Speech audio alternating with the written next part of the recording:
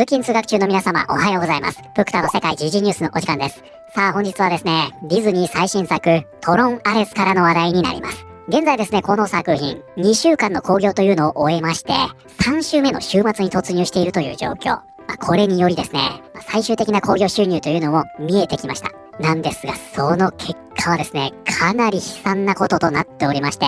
これはね、ほぼほぼ第2の白雪姫と言っていいような状況となっています。本日は一体これがどういった状況になっているのか、詳しく見ていきたいと思います。この番組は海外のホットな時事ニュースをお届けします。通勤通学のお供にちょうどいいチャンネルとなっていますので、ぜひチャンネル登録お願いします。さあ、それでは本題です。こちらね、見えておりますが、皆さんご覧になりましたが、ディズニー最新作、トロンアレスです。現在ですね、2週間の興行を終えまして、ちょうどね、この今週末で3回目の週末を迎えると、こういった状況になっています。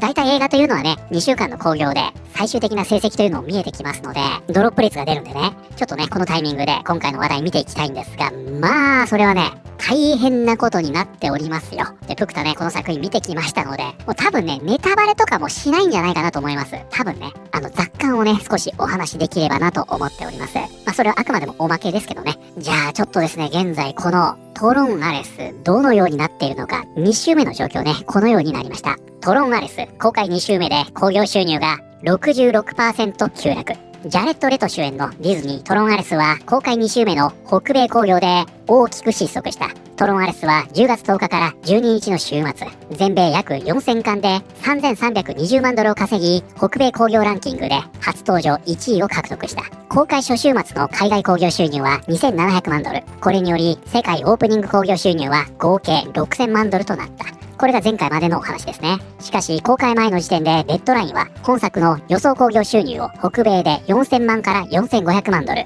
全世界で8000万から9000万ドルと報じていた。残念ながらディズニーにとって本作の厳しい興行状況は週末にかけてさらに悪化。ザ・ナンバーズによれば2週目の金曜から日曜日の北米興行収入は約1100万ドルと推定されており、これは公開初週から66% の大幅減を意味している。ということでですね、そもそもね、その予算に対しての初週末の興行収入は決して高いものではなかったんですが、2週目になりましてですね、ここからさらに 66% 下落してしまったと。つまりは、口コミでね、じわじわ伸びていくということがなかったんですね。この急落は、ディズニーのマーベル・シネマティック・ユニバース作品、ファンタスティック4・ファースト・ステップスが、8月の公開2週目に北米興行収入で 67% 減を記録した時と同じ運命をたどっている。じゃあ現在ね、3週目に突入しているこのトロンアレス、ロッテントマトの状況を見ていきたいと思います。前回見た時はね、90票ぐらいだったんじゃないかなと思いますが、現在ね、238票入っています。オールクリティクスが 53%、そしてトップはこれやばいですね、39%。ベリファイドオーディエンスが 86%、オールオーディエンスも同じく 86% ということで、オールクリティクスはね、前回より 1% 上がっておりますが、トップはこれひどいんですね。前回これ 44% だったと思うので、5% 減と。そしてオーディエンスの方はね、そこそこ高いんですが、これね、やっぱり、以前も少し触れましたが、90% 以上になるとね、口コミで結構伸びたりもするので、正直ね、これは跳ねたと言えるような数字じゃないんですね。80% と 90% って、この間にね、大きな壁があるんですよ。なので今現状ではね、マリオにはなりきれなかったというような成績となっています。そしてこちら、デッドラインの記事ですね。トロンアレスがグリッドからランオフ。ディズニーの SF 映画。1億3200万ドル超の損失の見込み。ということでこちらですね、run off とあります。こちらが本日のキーワードになります。どこかや誰かの元を突然立ち去ること。ということでね、こちらの run off というのは、逃げるという意味になります。で、逃げるという時に使う英語というのはこれ以外にもね、たくさんあるんですが、これはね、なんでしょう。フェードアウトするとか、話題から外れる。こういったニュアンスなんですね。あとね、よく使われるのが、ゴシップ系の記事の見出しでね、駆け落ちとして使われることが多いです。で、もう一つね、ほぼ同じ言い回しで run away というワードもあるんですが、こっちはね、この run off よりも、逃げるにあたって、離れるにあたって、明確な意思があるような、そんなニュアンスですね。ふっと消えてしまうのが run off。何か意思があってそこから離れるのが run away。日本語にするとね、同じ逃げるになってしまうんですが、微妙にニュアンスが違います。ということでこちらは、トロンアレスがグリッドから消えた理由。ディズニーの SF 映画1億3200万ドル超の損失の見込み。そしてね、このデッドライン冒頭でね、独占情報として、とんでもない話を掲載しています。独占情報。ディズニーのトロンアレスからは、想像以上に赤いネオンの血が流れ出ている。デッドラインが関係者から得た情報によると、この43年の歴史を持つビデオゲーム世界の主人公を描いたシリーズ第3章の実際の制作費は2億2000万ドルであり、以前報じられていた1億7000万ドルから1億8000万ドルという数字は過小だったことが判明した。ということでですね、このトロンアレス、以前ね、お伝えした時は1億8000万ドルがバジェットだと、このようになっていたんですが、これね、ハリウッドリポーターの試算だったと思います。このように言われていたんですが、デッドラインがね、今回独占で得た情報によると、この制作費2億2000万ドルであるということでですね、皆さん、このチャンネルをご覧になってる皆さんだったらね、うすうすお気づきかと思いますが、こういったメディアから出てくる数字というのはですね、大体低いんですよ。特にね、その差があると言われているのがマーベルなんですが、大体低いんですね。そしてフォーブスのね、キャロライン・リードさんが実際計算してみると、もっと高かったというオチが毎回つくんですね。つまり今回ね、デッドラインがこのトロンアレスの制作費2億2000万ドルと報じていますが、これね、おそらく肯定的に見た数字なんじゃないかなと思います。つまりこれ以上と。いや、この差4000万ドル大きいですよ。誤差ではないですからね。普通に2億ドル超えの映画であるとなっているわけですね。ちなみにこの2億2000万ドルというのは税控除を受けた後の額です。実際はこれ以上費やしているということのようですね。つまりジャレット・レト、グレタ・リー、ジェフ・ブリッジスが出演するこの映画は全ての副次収益を含めても最終的に1億3270万ドルの損失に向かっているということになる。これは世界興行収入が最終的に1億6000万ドルで完全に頭打ちになった場合の試算だ。本作は日曜時点で公開2週目までの世界累計興行収入が1億300万ドル、北米では2週目の週末に1100万ドルを記録し、全週末比で 67% の急落となっている。先ほどね、フォーブスは 66% と言っておりましたが、デッドラインはね、これ 67% の急落と報じています。じゃあこちらね、実際その成績見てみましょうか。トロンアレスね。ドメスティック国内が5600万ドル、そして海外インターナショナルが4800万ドル、そしてその累計ですね、ワールドワイドが1億500万ドルと、皆さんこれ2週目を完全に走り切った数字です。そしてこの数字というのは現在ですね、口コミ等で伸びることはなく、2週目になって急落しているんですよ。故にね、これが V 字回復するなんてことはほぼないだろうと見られているわけですね。で、今日ね、これをお伝えしているというのはまさにこれで、こちらね、2週間走り切ってでの数字です。つまり、1ヶ月の興行で、これがね、倍増するということはありません。当然ですよね。映画の興行というのは、日を追うごとに減っていきますので、1週目と2週目の数字を3週目と4週目で出せるなんてことはないわけですよ、これね。つまりこのトロンアレスというのは1ヶ月の興行で、2億ドルには届きませんということになるわけですね。そしてデッドラインはこれを1億6000万ドルで試算していると。つまりはこのままいけば、その制作費も回収できないということになります。で、この数字がですね、いかにインパクトがあるのかと言いますと、こちらですよ。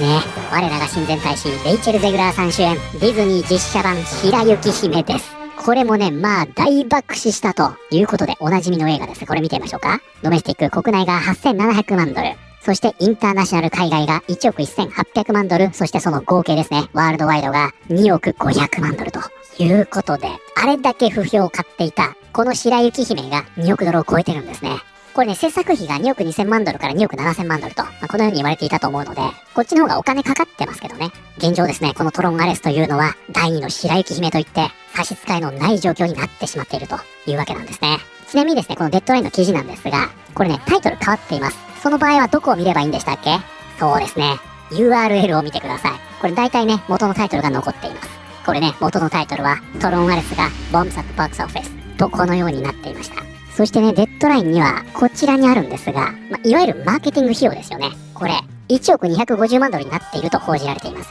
つまりこのようになるんですね。純制作費が2億2000万ドル、マーケティング費用が1億250万ドルと。で、前回の動画ではね、この制作費というのはもっと低く伝えられていたので、プクタね、損益分岐点5億ドルぐらいなんじゃないかというようにお話ししていたんですが、もしこの試算が正しいということになりますと、損益分岐点は6億ドルを超えます。わかります皆さん。ここです。この数字。これが6億ドルになってトントンです。なのでここから計算しますと、もしね、このトロンアレスが最終的に2億ドル稼げないということになってしまうと、2億ドル以上の赤字ということになるわけですね。でね、先ほどこちらでデッドラインがね、1億3200万ドル以上の赤字になるんじゃないかと言っていましたが、この数字というのは、その他のね、レンタル料とか、ホームエンターテインメントの収益というのを試算してるんですね。なんですが、そのあたりもね、正直読めないので、特にディズニーの場合は、自社のディズニープラスの話になるので、実際のお金って発生しないんですね、そこには。それら全部込み込みでこのくらいと言っているだけで、興行だけで見ればですね、実際は、このまま行くと2億ドル以上の赤字になると、こういう計算になってしまうわけですね。ではこちらね、カルチャークレープさんのリップ見てみましょうか。本当にいい映画です。批評家のせいで見るのをやめる人が多いんだと思います。映画館で見たけど最高だった。確かにストーリーはちょっと弱いけど、音楽と映像が大画面で見る価値があった。昔のキャストでそのストーリーを続けるべきだった。これはちょっと思いましたよね。レガシーの続きを見たかったっていうね。一応アレスはね、レガシーの続編ということにはなっていますが、別物なんでね。IMAX で見たけど、これこそが、この映画を体験する唯一の方法だ。しかし、映画自体は良作ではない。悪くもないけど、及第点といったところ。脚本家たちはこの作品に全く貢献していない。監督が誰かを確認した瞬間、どんなクオリティになるかすぐに分かりました。いや、分かったからチケットを買うのをやめたと言うべきでしょうか。今日 IMAX で2回目を見てきたけど、1回目よりさらに良かった。今後の物語につながるキャラクターの成長がより深く理解できた気がする。確かにレガシーほどではないけど、全く別の作品と見れば十分に価値がある。映像効果と突き抜けたサウンドトラックだけでも見る価値があるよ。そしてこちらね、恒例の小島秀夫監督が、これね、トロンアレスについて感想を述べておりまして、これね、ちょっと話題になってましたね。トロンアレスを見た。印象に残ったのは、作中で何度も Just can't get enough を口にしていたことだ。ということでね、この感想が一言では終わってはいないんだけど、曲の話しかしてないということで、どっちなんだと、ネットがざわついていますね。この小島秀夫監督というのは、映画が悪かった場合はね、見ましたしか言わないんですね。しかし、いい映画になると、ものすごい長文の感想を述べるということでね、おなじみの人ですが、小島監督の2行レビューというのはつまり、10点満点中2点の映画ってことだ。小島監督のレビューとしては、それは、悪くないくらいの評価ってことだね。たとえ映画自体がクソでも、音楽のセンスだけは最高だった。それがこの作品に対して言える最上級の褒め言葉だ。ということでね、この小島秀夫監督の感想についてはみんながこれをね、いいと言ってるのか悪いと言っているのか、こういった議論になっているというのがまた面白いですね。おそらくね、その文中から、作品は微妙だったけど音楽はいいと言っているんじゃないかと言ってる人が結構多いかなというような印象ですね。はい、ということで本日はですね、3週目を迎えておりますディズニー最新作トロンアレス。現状の興行収入がとんでもないことになっているという話題を見てまいりました。いかがだったでしょうか。いやー、この数字すごいでしょ。まさかね、2025年に白雪姫とトロンアレス、この2本がディズニーから出ているというのは、もう奇跡ですよね。本当に。これ同じ年ですからね、皆さん。一体何が起きているんだというような感じですが。じゃあ、最後になりますが、プクタのね、もう今日はね、雑感です。本当に。ネタバレもしません。ちょっとね、なんでそうなるのかというのもご説明したいんですが、ここからね、プクタの感想を少しお話しできればなと思っております。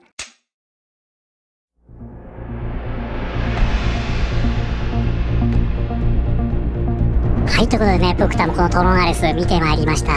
まずね、ほんと結論から言ってしまいますと、プクタね、今回これ全く乗れなかったんですね。なんですが、これね、すごくフェアじゃないなと思っていまして、というのもですね、この内容を見るとですね、改めてこのトロンアレスというのは、限りなく映像体験、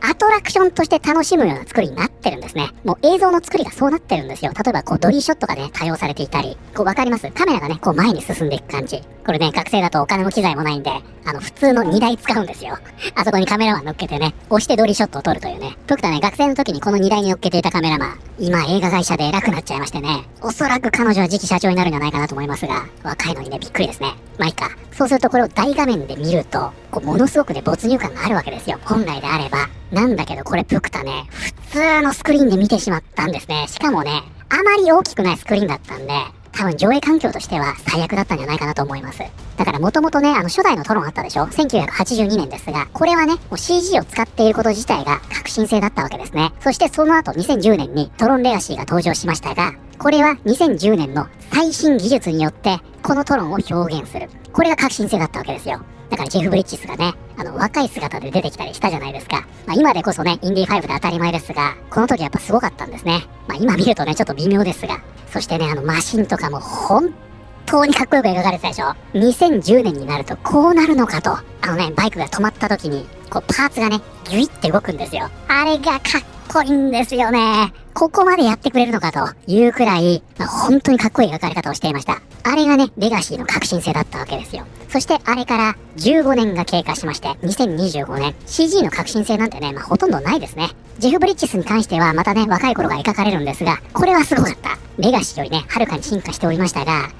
きり言ってね、その他の CG で感動するなんてことがないんですね。今もう当たり前になっちゃってるから。じゃあ、このトロンアレスが2025年に劇場で上映される意義は何ですか？それはね、やっぱりここだと思うんですよ。この映画は IMAX、スクリーン X、ドルビーシネマ 4DX、ウルトラ 4DX などのプレミアム大型フォーマットで公開されますということで、このね、ほとんどの上映フォーマットというのはレガシーの頃なかったんですね。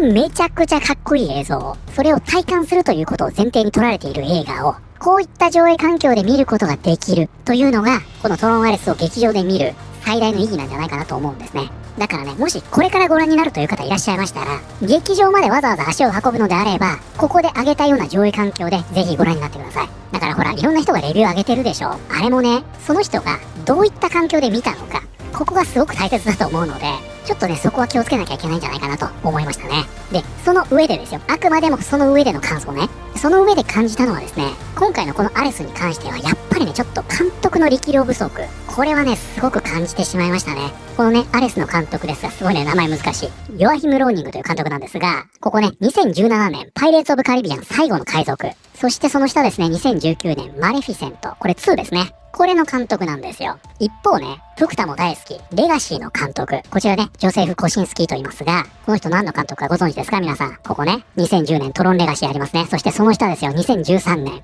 トム・クルーズのね、オブリビオンの監督なんですね。プクタ、これほんと大好きで、何度見たかわかりませんが、オブリビオンね。そしてね、ここですね、2022年、トップガンマーヴェリックの監督なんですね、これ。そしてですね、これだけじゃありませんよ、今年ね。はい、F1 の監督です。すごいでしょ。だからこの辺のね、フィルモグラフィーを見ても、ちょっとね、監督の格としては、レガシーの方が上だと思っていて、それはね、実際レガシーとアレスを見比べてみても、すごく感じるんじゃないかなと思います。特にキャラクターの描き方ですね。ここに関してはね、すごく不満を感じました。中でもね、やっぱりここでしょ。アレス、ジャレット・レトですよ。どうでしたか皆さん。ちょっとね、ほんと正直なとこ教えていただきたいんですが、よかったですか？フクタはね、ちょっとダメでしたよ。というのもね、まずこの見た目ですよ、これ。何ですか、これ。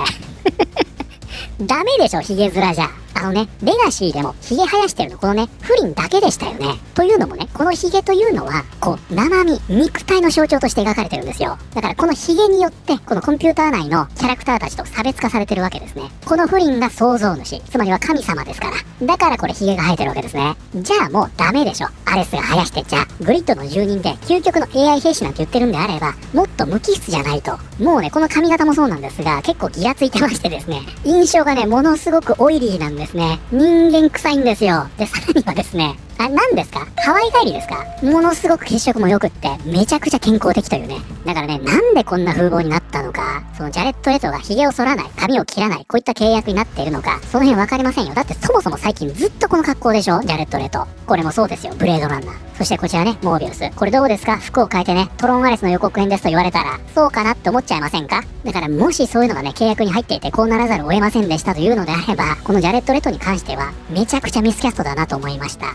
もうなんだったらね、登場の時からずっと悩んでたりするんで、人間にしか見えないんですよ。で、その点で言うとね、レガシーのオリビア・ワイルドいたでしょ。これですよ、クオラね。ここですね、これ。このキャラクターよくできてたでしょ。これどうですか？やっぱりね、生身の人間とは違うというのが、一目でわかるんですよね。で、このレガシーというのは、グリッドの住人たちの風貌、本当によくできていて、コンピューターの中を擬人化したら、ほんとこんな感じなんだろうな、というのをちゃんと見せてくれていたんですね。これとかも覚えてます？主人公がね、グリッドに行って冒頭に出てきたキャラクターですね。だからこの辺を考えてもね、世界観の描き方というのは、やはり監督の力量の差を感じてしまいましたね。で、これはね、見た目だけの話ではなくって、描き方にも表れていて、今回のアレスに出てくるキャラクター、非常にね、感情移入しにくいなという印象でした。このエンコム社の CEO ですね。これね、フリン家から変わりまして、韓国人になっているんですが、今回。で、その片腕がね、インド人でしたね、あれ。非常にダイバースな会社になっているんですが、韓国系のアメリカ人なんですね。で、実際これは両親が韓国人という女優さんが起用されています。で、このキャラクターに関してはですね、もう、本当に典型的なメアリー・スーなんですよ。頭も良くて、行動力もあって、